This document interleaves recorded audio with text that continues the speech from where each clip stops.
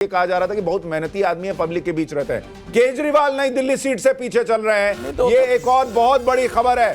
केजरीवाल, अरविंद केजरीवाल अपनी सीट पर पीछे चल रहे हैं इस वक्त। हालांकि ये अभी शुरुआती रुझान है, इनमें ऊपर नीचे होगा मामला। में बहुत बड़ी खबर होगी। जो लोग उस क्षेत्र में गए हैं, देखा है लड़ाई बहुत कांटे की थी। आम आदमी पार्टी भी मान रही थी कि नई दिल्ली में बिल्कुल हम लोगों ने जाके देखा है।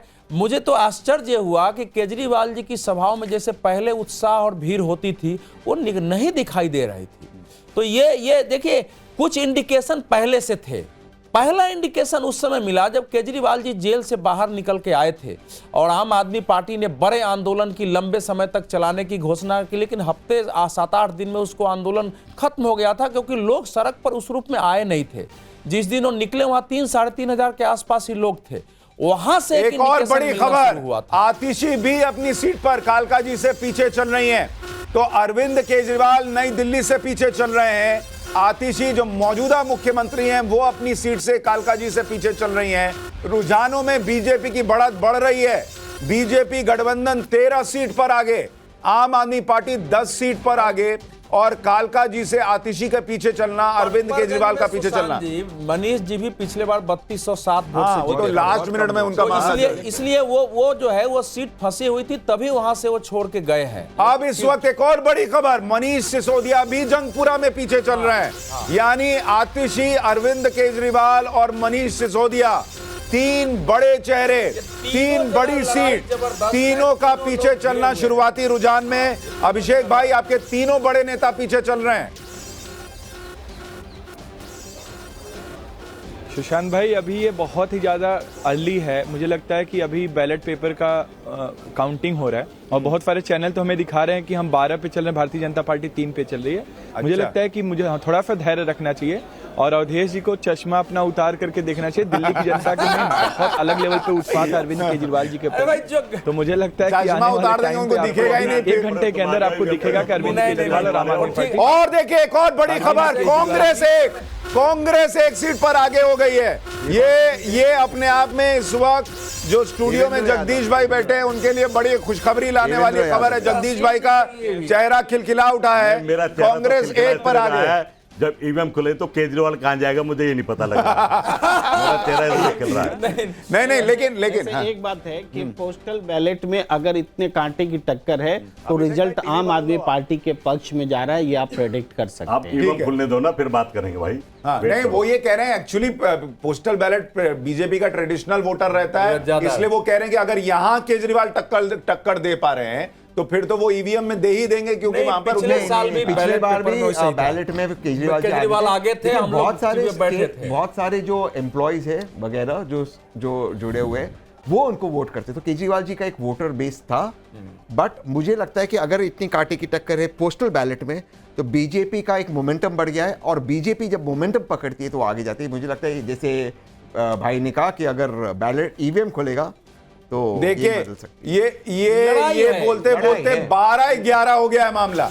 आप देखिए पोस्टल बैलेट में 12-11 का मामला दिख रहा है और ये कांटे की टक्कर पोस्टल बैलेट में ये बता रही है कि मामला किधर भी जा सकता है। इसलिए टाइम्स नाउ नवभारत पर बने रहिए।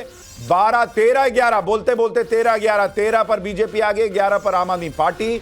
और इसमें सबसे बड़ी बात यह है कि फिलहाल जो राजकुमार आनंद आम आदमी पार्टी छोड़कर बीजेपी में आए थे वो भी आगे चल रहे हैं और रविंदर सिंह नेगी अवध ओझा से आगे चल रहे हैं पटपड़गंज की सीट पर। दूसरी बड़ी बात आपको बता दूं कि केजरीवाल, आतिशी और मनीष सिसोदिया तीनों अपनी सीट पर पीछे चल रहे हैं इस वक्त। ये बड़ी खबर है। अमित हमारे सहयोगी हमारे साथ है। अमित, पोस्टल बैलेट में इतने कांटे की टक्कर, आपको क्या लग रहा है? देखिए, मुझे लगता है कि जैसा पहले भी पिछले बार भी कहा गया कि पोस्टल बैलेट में आम आदमी पार्टी थी, लेकिन इस बार अगर देखिए तो जो एक राहत सरकारी कर्मचारियों को मिली है, जो 12 लाख वाला मतदान के कुछ दिन पहले इसका ऐलान हुआ था, तो शायद उसका असर भी होगा कि वहां पर कुछ वोट परसेंट जो है उसका फायदा सरकारी कर्मचारी, क्योंकि एक बहुत बड़ा सरकारी कर्मचारी आमतौर पर जो बीजेपी का वोटर होता था वो दिल्ली में आम आदमी पार्टी का वोटर था। देखिए, अगर पोस्टल बैलेट में फायदा हो रहा है तो निश्चित तौर पर मुझे लगता है कि आगे भी बीजेपी को फायदा होगा। बीजेपी उसी उम्मीद पे है कि जो सरकारी कर्मचारियों का ऑब्वियसली अगर 12 लाख वाले का जो फायदा मिल रहा है ठीक है, टैक्स वाले का, तो देखिए, उसका एक फायदा हो सीट सकता जो है। कांग्रेस की बढ़त दिख रही है, ये बादली की सीट है, अमित जी, जहां एक से फैक्टर होगा ये। मिडिल क्लास दिल्ली में सबसे जो संकट रहा है वो सड़क का रहा है। कोई भी देखिए, एक मिनट सर, बोलते बोलते ये गैप बढ़ना शुरू हो गया है। आम आदमी पार्टी 10 और बीजेपी गठबंधन 15। सर, मैं बीजेपी अपनी लीड बढ़ाती जा रही है। टाइम्स नाउ पर बैठा हूं तो इसी का आंकड़ा देख रहा हूं, लेकिन मैंने कई खोले हैं, उसमें आप बीजेपी 15 दिखा रही है, लेकिन आम आदमी पार्टी को 4, 1 कांग्रेस को, कई जगह यह है। तो चूंकि यहां बैठे हैं इसके अनुसार हम चर्चा कर रहे हैं, लेकिन अलग अलग आंकड़े आ रहे हैं। बैलेट पेपर में भी पिछली बार आप याद करिए, हम लोग बैठे थे टेलीविजन चैनल पर और पिछली बार भी आम आदमी पार्टी आगे थी। तो लड़ाई इस बार है, गैप भर रहा है, जीत हार कम अंतर से होगी। एक 2% 3% का अंतर हो सकता है, 4% से ज्यादा का अंतर दिल्ली के चुनाव में इस बार नहीं होने वाला। ठीक है, Shashi Shankar Singh ground zero research के हमारे साथ हैं। शशि भाई, उस दिन आपने प्रिडिक्ट किया था कि आम आदमी पार्टी को बढ़त है, 20 सीटों पे मामला इधर उधर जो है वो डिसाइड करेगा किधर जाएगा मामला। अब आपका फाइनल आपको आंकड़ा क्या है कि किसकी सरकार बन रही है, और ये 10 और 15 का मामला आपको किधर जाता दिख रहा है? देखिए, मैंने उस दिन भी बोला था कि करीब 20 ऐसी सीटें हैं जो बीजेपी जीत रही है और 21-22 आम आदमी पार्टी जीत रही है और बाकी पर क्लोज फाइट है। और मैंने ये भी बोला था कि अरविंद केजरीवाल जी फंसे हुए हैं और बोले थे कि वहां पर जो भी जीतेंगे आप वो तो उस दिन बोले थे और आपने कहा था कि अब मैं आपको फिर एक दिन बाद बताऊंगा क्या होगा। बताइए।